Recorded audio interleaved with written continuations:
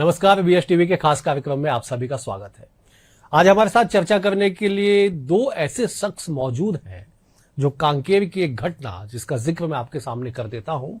कांकेर के बड़े तिरोड़ा गांव में एक ऐसी घटना घटी जहां पे शव को दफनाने को लेके विवाद इस चरम तक पहुंचा कि शव को उखाड़ के दूसरे जगह क्रियाक्रम करने के लिए बात कही गई। मामला केवल इतना नहीं, ग्रामीण, स्थानीय, कुछ बाहर के लोग और कुछ अन्य समाज के लोगों के बीच ऐसी स्थिति बनी कि कई लोग घायल हुए, अस्पताल तक में भर्ती करना पड़ा। पूरे घटना को देखते हुए सरकार ने पुलिस अधीक्षक को फिलहाल कांकेर से हटा दिया, दूसरे पुलिस अधीक्षक की पदस्थापना की गई। लेकिन सवाल है कि बस्तर के बीहड़ में इस तरह से धर्मांतरण की लौ धधक क्यों रही है? क्यों इस तरह की घटना घटी कि शव को दफनाने को लेके इतना बड़ा विवाद हुआ कि मामला कानून व्यवस्था तक पहुंच चुका है। आज ऐसे ही दो शख्स हमारे साथ मौजूद हैं चर्चा करने के लिए। पहले उनका परिचय आपसे करा देता हूं। हमारे साथ शाम सिंह सरफे साहब हैं, आप उप सरपंच है बड़े तिरोड़ा का। बहुत स्वागत है आपका हमारे खास कार्यक्रम में। हमारे साथ महेंद्र कुमार बघेल जी भी हैं, आप चर्च के लीडर रह चुके हैं, आपका बहुत स्वागत है। शाम सिंह जी, पहला सवाल मैं आपसे लेता हूं, क्या हुआ था उस दिन बड़े तिरोड़ा में, बताइए जरा, क्यों ऐसी घटना घटी थी? सरपंच का पिताजी देहांत हो गए। वो कोमल देव हॉस्पिटल में भर्ती थे। वो 15 तारीख को रात को 8 बजे के आसपास उसका घटना हुआ। तो सरपंच के माध्यम से मेरे को फोन से बताया गया कि मेरा पिताजी का देहांत हो गया। तो रात का समय था उस दिन, वो शव को बड़े तेवड़ा लेकर 10:30 बजे के आसपास पहुंच गए और मैं सुबह 6 बजे के आसपास उसके घर में गया। जाने के बाद मैं वहाँ का गायता पटेल और 2-4 प्रमुख लोगों के साथ हम लोग गए वहाँ पे। सरपंच का यही कहना है कि पिताजी देहांत हो गया तो मेरे को शव दफनने के लिए जगह चाहिए। तो हमने यही कहा कि शव दफन के लिए जगह हमारे रीति रिवाज से होने से मिलेगा। सरपंच ने ये कहा गया कि हम अपने रीति रिवाज से अपने मतलब किससे? इस सही रीति रिवाज से करेंगे, दफन करेंगे। हमने बोला कि नहीं, उस हिसाब से होने से हमको शव दफन के लिए जगह नहीं दिया जाएगा, क्योंकि हमारे यहाँ बस्तर में जो गायता के रीति नीति से चलना है, गायता के हिसाब से दफन किया जाता है, गायता के हिसाब से ही जगह दिखाया जाता है। तो हम लोग नहीं देंगे, ऐसा करके हम लोग बोला गया। तो सरपंच के द्वारा यही कहा गया कि अगर जो ज्यादा बोलेगा तो उसी के घर में शव को छोड़ा दिया जाएगा, ऐसा कहकर सरपंच का कहना हो गया। हम लोग थोड़ा देर के बाद थोड़ा शीतला मंदिर में चले गए। उसी के बीच में सरपंच ने अपने परिवार के साथ गड्ढा खोदकर शव को दफन दिया गया। फिर क्या हुआ? शव को कैसे निकाला गया, किसने निकाला? हम लोग दफन दिया गया तो हम तहसील में आवेदन दिए, थाना में दिए, आवेदन दिए कि हमारे बस्तर क्षेत्र में आदिवासी परंपरा से होना है, हमारा रीति नीति देवी देवताओं का स्थान है, तो देवी देवता के हिसाब से वहाँ गायता के नियम से शव को दफन किया जाता है। तो ये मिशनरी के माध्यम से किया गया तो हमको शव को निकालना ही पड़ा कि हम लोग शासन प्रशासन से गुहार लगाए कि इस शव को निकाला जाए, जहाँ कब्रस्थान है वहां पर ले जाया जाए, कि हम लोग का सबका मांग हुआ शासन प्रशासन से। फिर किसने निकाला शव को और क्यों वहां पे हिंसक झड़पें हुई, क्यों मारपीट हुई, क्यों लोग घायल हो गए? हाँ सर, हम लोग ना 16 तारीख को हम लोग वहां पे बैठे थे। बैठने के बाद हम शव के जहां दफना गया तो वहां तक पहुंचे। तो वहां तहसीलदार के माध्यम से यही आश्वासन दिया गया कि थोड़ा देर टाइम के बाद निकाला जाएगा। तो उस दिन 16 तारीख को शाम हो गया। ठीक है, मैं लौटूंगा आपके पास। मैं जब एक बार महेंद्र जी का रुख करता हूँ। महेंद्र जी का परिचय आपसे करा दूं। ये चर्च के लीडर, धर्मांतरित व्यक्ति थे, लेकिन 2 दिन पहले ही ये मूल धर्म में वापस ये आ चुके हैं। धर्मांतरित होने के बाद लगभग 4 साल तक इन्होंने उस समुदाय की खूब सेवा की, चर्च के लीडर के रूप में वहां पे काम किया। क्या कुछ काम हुआ, धर्मांतरण क्यों बस्तर में हो रहा है, इस पहलू पे चर्चा करते हैं। महेंद्र जी बताइएगा, आप क्यों धर्मांतरित हो गए, क्यों आप चले गए उधर? मेरा चर्च में जाने का कारण मेन था सर, मेरी बीमारी की वजह से थी, और मैं बीमारी के कारण ही मैं चर्च गया था। और वहां जब मैं गया पहली बार तो मुझे यही बताया गया कि आपको यदि इस बीमारी से निजात पाना है तो कंटिन्यू पूरे फैमिली के साथ चर्च में आना पड़ेगा हर संडे को। तो तब से मैं वहां चर्च जाने लगा। थोड़ा राहत मिला, सच में राहत मिला या खाली दिमाग से राहत मिला आपको? थोड़ा राहत मिला। अब दिमाग में हो गया कि हम थोड़ा ठीक लग रहा है, तो इस प्रकार क्या आपको दिया गया कि आपको ठीक लगा? वहां पर केवल पानी जो गिलास में पानी करके प्रार्थना करके दिया गया, इसको पियो तो ठीक हो जाओगे। तो उसके बाद आप चर्च जाने लगे? उसके बाद मैं पूरा परिवार के साथ। चर्च का लीडर आपको कैसे बना दिया गया, क्यों बनाया गया? देखिए, चर्च का लीडर जो थोड़ा पढ़ा लिखा होता है, थोड़ा समझदार होता है, जिसको मतलब कुछ जवाबदारी, अगर उनको लगता है कि ये जवाबदारी देने से इसको ये कर सकता है, तो इस प्रकार से मुझे देखा गया कि ये आदमी ये काम के लिए योग्य है, तो मुझे वहां पर बोला गया कि आप चर्च का लीडर के रूप में काम करें। क्या काम होता है चर्च के लीडर का? आपने क्या काम किया? चर्च का लीडर का काम होता है मेन सर, जैसे हमारे यहाँ 20 से 25 परिवार है, तो संडे के दिन का तो पास्टर का काम रहता है, संडे का मीटिंग लेना वहां का जो भी है। पर बाकी जो दिन है, किसी घर में कोई परेशानी है या किसी को कुछ ये चाहिए, तो उस समय उन लोग वहां पर उनके साथ खड़े होकर उनको सहयोग करना काम था। जैसे किसी को बीमारी है या किसी को कुछ तकलीफ है, तो फोन करके बोलते थे कि आइए हमारे यहाँ। या फिर जैसे कभी किसी बच्चे का बर्थडे हो रहा है, तो वहां पर जैसे पास्टर नहीं है, तो पास्टर बोलता था कि आप जाइए वहां बर्थडे कार्यक्रम है, वहां दुआ प्रार्थना कीजिए, केक काटिए, इस प्रकार से बच्चे को आशीर्वाद दीजिए। कितने लोगों को आपके सामने धर्मांतरित कराया गया 4 साल के भीतर उस जगह पे, या आप जहां जहां जाते थे कितनी संख्या होगी? अंदाजा लगभग सर 20 से 25 लोग तो हुए होंगे। क्या बोल के सबको धर्मांतरित कराया गया?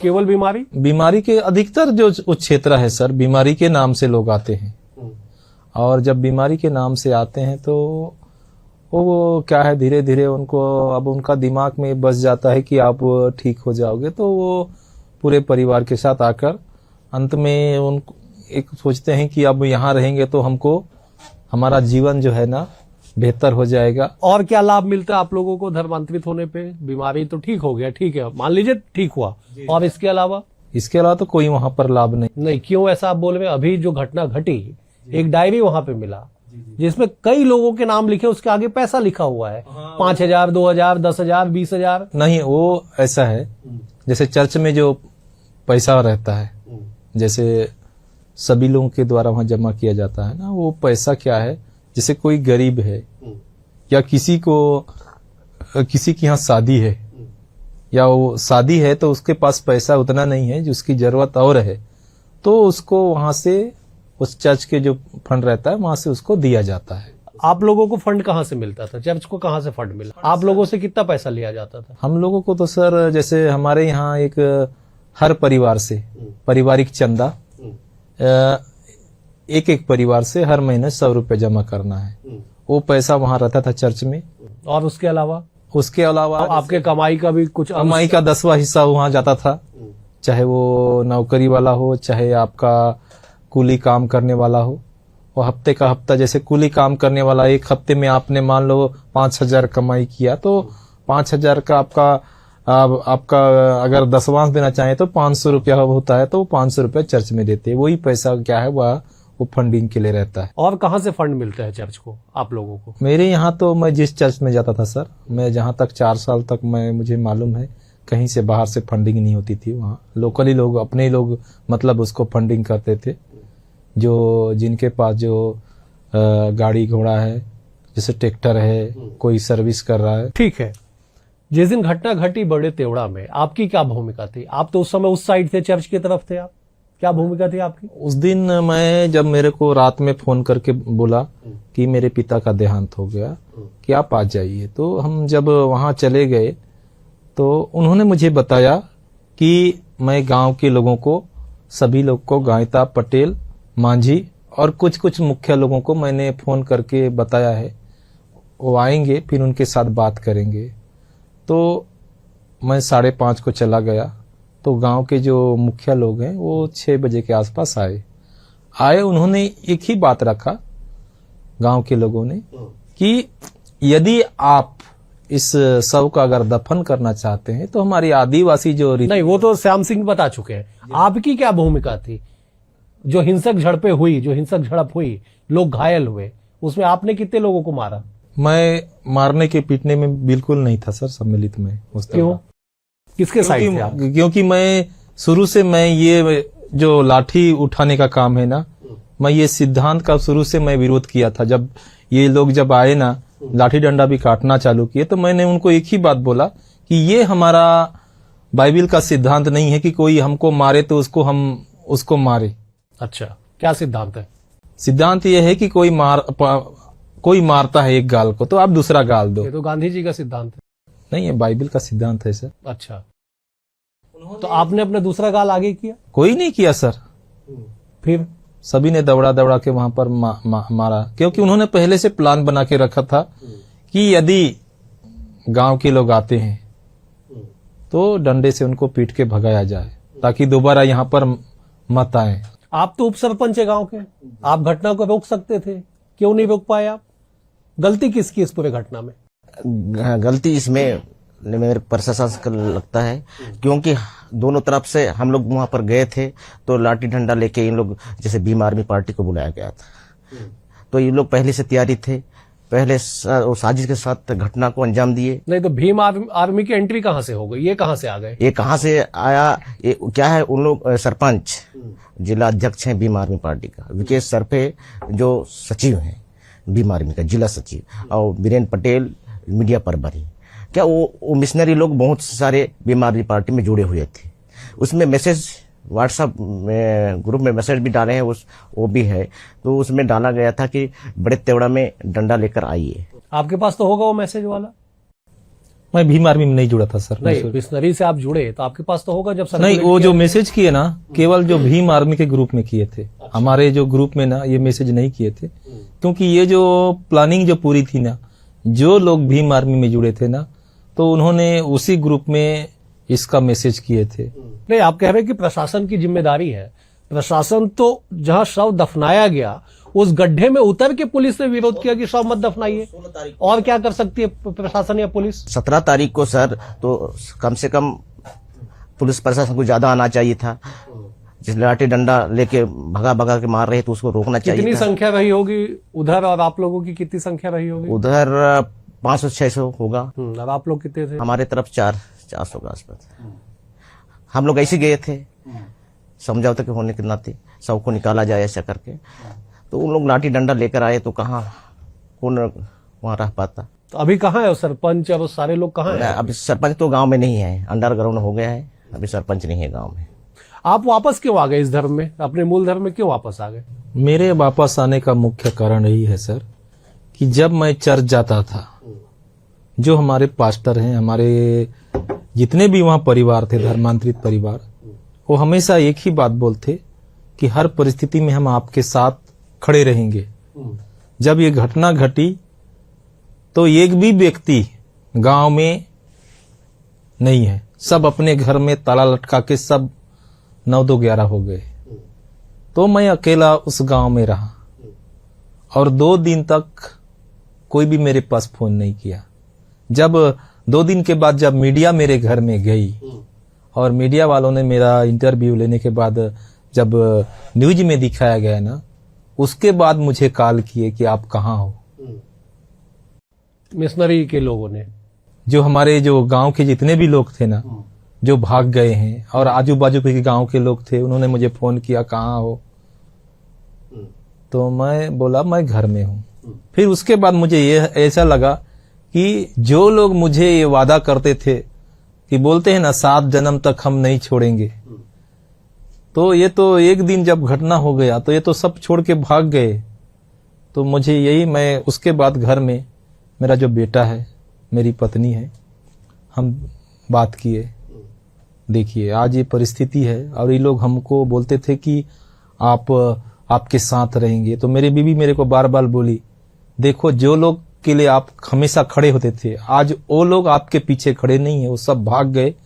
इससे अच्छा है कि जैसे हम पहले थे गांव के लोगों के साथ, हम अपने मूल धर्म में वापस आकर उनके साथ खड़े होंगे। तो मतलब आप डर के मारे वापस आ गए? नहीं कि जब सरपंच का ये हाल हो सकता है तो आप तो आम व्यक्ति हैं। नहीं, मैं डरा नहीं सर, डरने से तो मैं भाग जाता। मेरा घर तो और दूसरे गांव में भी मेरा घर है, जमीन है, मैं भागने से भाग तो जाता। वहां आप किस धर्म में है दूसरे गांव में?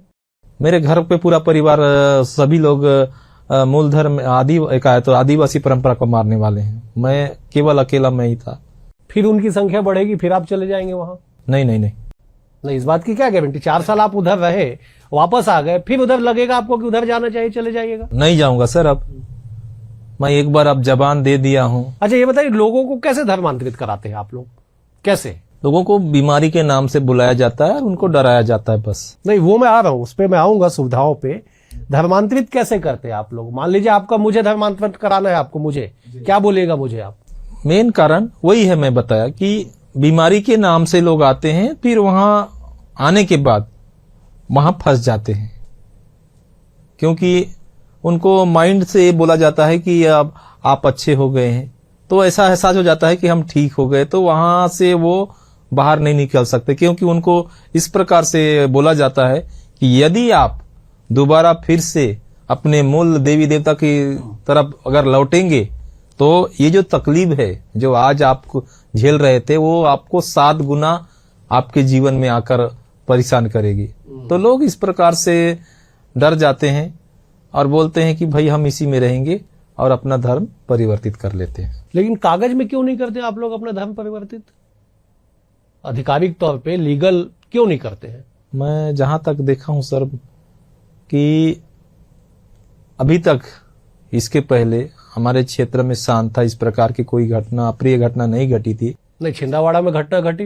नहीं, ये तो 45 दिन बाद 100 का वहां पे कफन दफन नहीं, हुआ। वो तो हुआ सर, लेकिन इसके जो पहले ना बहुत जगह हमारे अमाबेड़ा जो क्षेत्र में इस प्रकार से मतलब कभी मतलब शासन प्रशासन ने भी कभी नहीं पूछा कि आप चर्च जा रहे हैं तो आप लीगल है या इलीगल है, इस चीज की मतलब कभी। आप चर्च भी जा रहे हैं, आप उन ईसाई मिशनरियों के साथ भी हैं और इधर आरक्षण का भी लाभ ले रहे हैं, सरकार की योजनाओं का भी लाभ ले रहे हैं, कैसे काम चलेगा ऐसे में? नहीं चलेगा सर।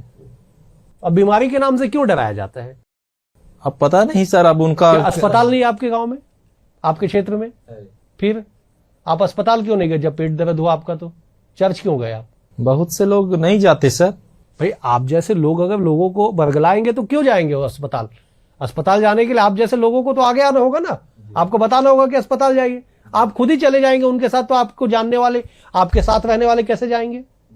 क्या क्या अपील करेंगे आप बाकी लोगों से जो अभी भी उधर फंसे हुए हैं? मैं तो लोगों से यही अपील करूंगा सर कि जो भी व्यक्ति आज अपने मूल धर्म को छोड़कर ईसाई धर्म को अपना लिए हैं, तो उनसे मैं यही सादर निवेदन करूंगा कि वे अपने मूल धर्म में वापस आ जाएं और अपने परिवार में, अपने लोगों के बीच में, अपने गांव में फिर से जो जिंदगी पहले जी रहे थे हंसी खुशी के साथ जीवन जीना चालू करें, और इस प्रकार की जो घटना दोबारा हमारे क्षेत्र में, हमारे गांव में या मोहल्ले में या हमारे परगना में इस प्रकार की दोबारा पुनरावृत्ति ना हो, मैं यही अपील करूंगा। सुविधाओं के नाम पे क्या दिक्कत है आप लोगों को?